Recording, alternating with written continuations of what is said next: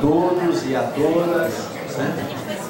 Queria iniciar essa primeira reunião da série que trata sobre o assunto prevenção de drogas e formas de tratamento. Queria agradecer a presença de todos, né?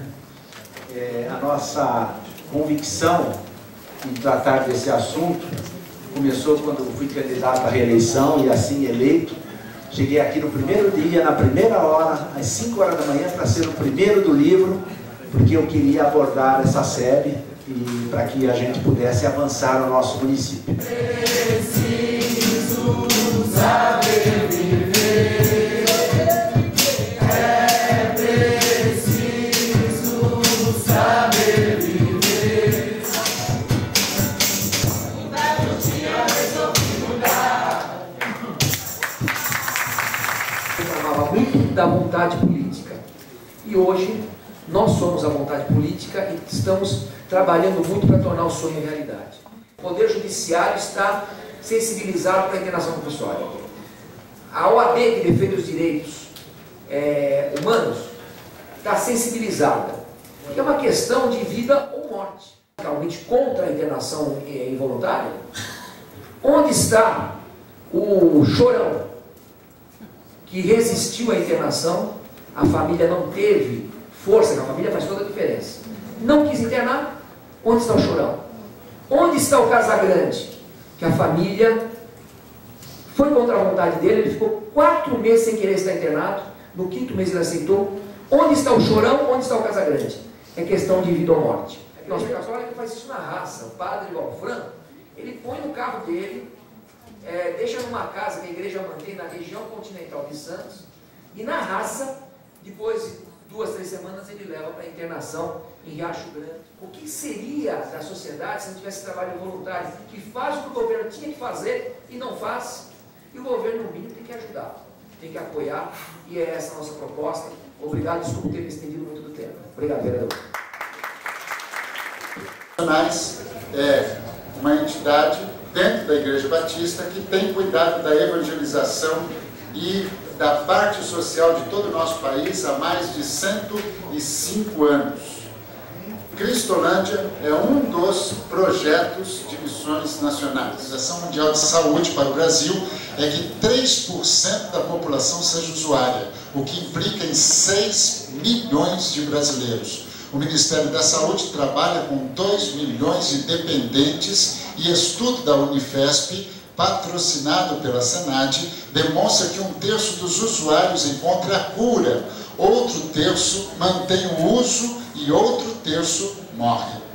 Para poder, destaca 4 áreas da nosso trabalho. Programa de oração. A primeira coisa que nós trabalhamos é com oração devocional com cada um dos nossos alunos. Desintoxicação, sem uso de nenhum produto químico. Depois, a evangelização, que é o compartilhar dos ensinamentos bíblicos para cada uma dessas pessoas. E depois, então, a restauração, trabalhando com a reinserção social. Contato familiar. Esse contato familiar é algo muito marcante, porque há muitos dos que estão perdidos nas ruas não têm contato com a sua família há muito tempo. E nós temos vivido alguns reencontros interessantes. Regra, nós só temos casas, centros de formação para homens. E nós então tivemos que abrir o leque para mulheres. Só que quando você abre para mulheres, você tem outro tipo de problema. Normalmente a mulher traz o filho junto. Como que nós podemos tratar de alguém que está lutando contra as drogas com uma criança junto? Álcool e drogas, em geral, não tem proposta mágica. Todas funcionam, todas não funcionam, e a gente se surpreende com coisas que a gente não esperava, e elas dão certo, e algumas coisas que a gente faz todo um trabalho, uma dedicação, ela acaba não virando no meio do caminho. E isto é uma coisa que em 32 anos como médico eu tenho visto, tenho acompanhado em muitos momentos, e percebido isto. A gente vê trabalhos extremamente promissores que às vezes não dão certo, e às vezes a gente vê coisas que falam assim, como que o cara parou com isto? Quando o homem desenvolveu a cerâmica, o homem primitivo, ele começou a fazer cerveja e vinho, já naquela época. Nos conventos, enfim, os licores. A cocaína era um remédio vendido no Brasil nas farmácias até a década de 20, que de repente tornou-se ilícita. O êxtase ficou proibido nos Estados Unidos em 1984. Êxtase é uma droga desenvolvida pela Merck, pelo laboratório alemão, não foi desenvolvida no fundo de quintal por um traficante maluco. Foi desenvolvida pela indústria farmacêutica. Ela tinha um objetivo e esse objetivo foi modificado. Da mesma forma que as pessoas mais antigas lembram das gotas Binelli e algumas coisas mais que eram excelentes para tosse, etc., e foram proibidos porque são opiáceos que as pessoas tomavam de guti-guti. Então, assim, de uma certa forma, se a gente for olhar qualquer evento, as navegações, os marinheiros saíam de Portugal para vir para cá, ou saíam da Espanha para ir para a América Central, eles não traziam água nas caravelas, eles traziam vinho.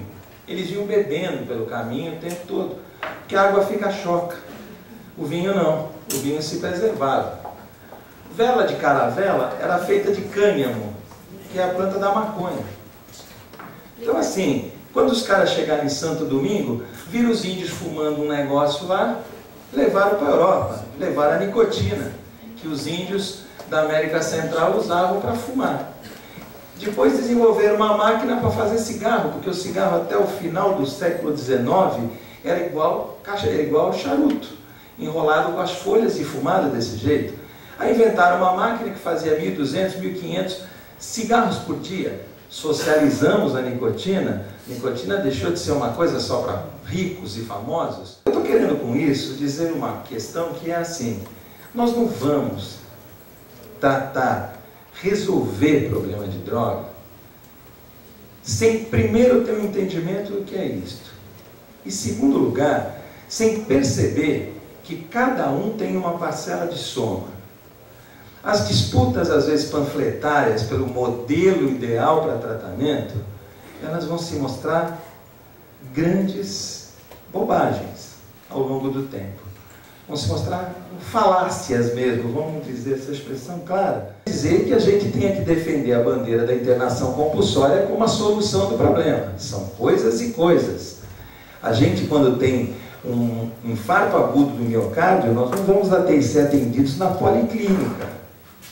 Nós vamos para uma UTI, e normalmente uma UTI especializada. Nós não podemos transformar a saúde mental num buraco só. Achar que tudo cabe no mesmo buraco e tudo responde com a mesma fórmula de tratamento. Fala assim, eu vou tentar parar de usar, eu estou dando um passo importante. E a gente sabe, tecnicamente, que até 12 semanas a abstinência de droga, de cocaína, de crack é muito grande. Mas ela tem um dos grandes problemas que ajuda na dependência do crack. Ela dura pouco tempo. Então essa pessoa, em poucos minutos, em aproximadamente 10 minutos por aí, ela já não tem mais o efeito da substância. E aí ela precisa fumar mais. O cara que cheira a cocaína, ele fica com esse efeito às vezes até 45 minutos depois, um tempo bem maior. Mas hoje ele tem um produto de baixa qualidade. A Anvisa não fiscaliza a produção e distribuição de cocaína.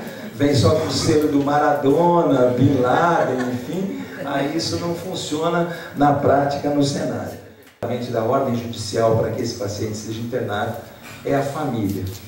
E a família não faz isso porque não gosta do paciente, não faz isso porque os pais e mães são desinteressados, vagabundos e não estão nem aí. Não é essa a realidade.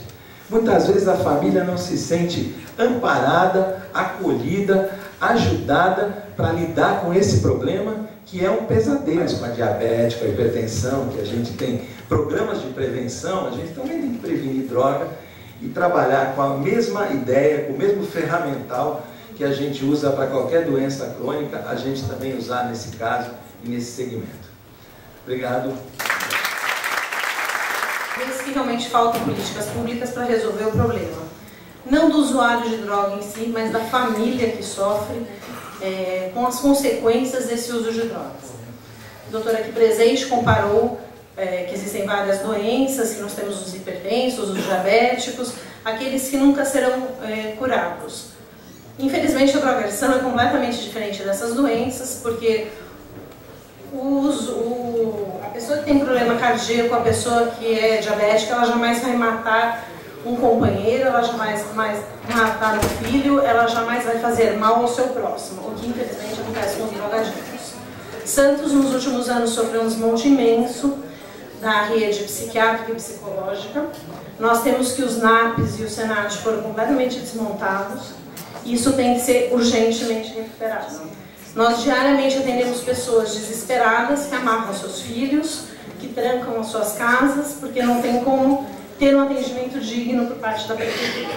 Isso é uma dívida da Prefeitura de Santos, é uma dívida do Estado de São Paulo, e isso está sendo cobrado pela Defensoria Pública, e o mesmo vai acontecer aqui em Santos. Dependente químico, quando a gente fala sobre dependência química, a gente às vezes queremos que o poder público resolva os problemas, mas o problema do dependente químico não só é do poder público. Eu fui culpado quando meu pai fez, minha mãe, deixou minha mãe com 3 filhos, e nós passamos necessidade, passamos fome, eu não fui culpado disso. Então, eis aqui, todas as classes estão unidas e estão se dispondo a debater esse assunto, né, do bem comum do povo, e que poucas as cidades que estão preocupadas, né, de debater esse assunto. Realmente, essa audiência pública está aí cheia, lotada, cheia de pessoas esperançosas. Sabemos que todos nós trabalhamos, eu sou corretor de imóveis, eu trabalho, todos nós deixamos o nosso trabalho, nosso compromisso para o bem do povo santista.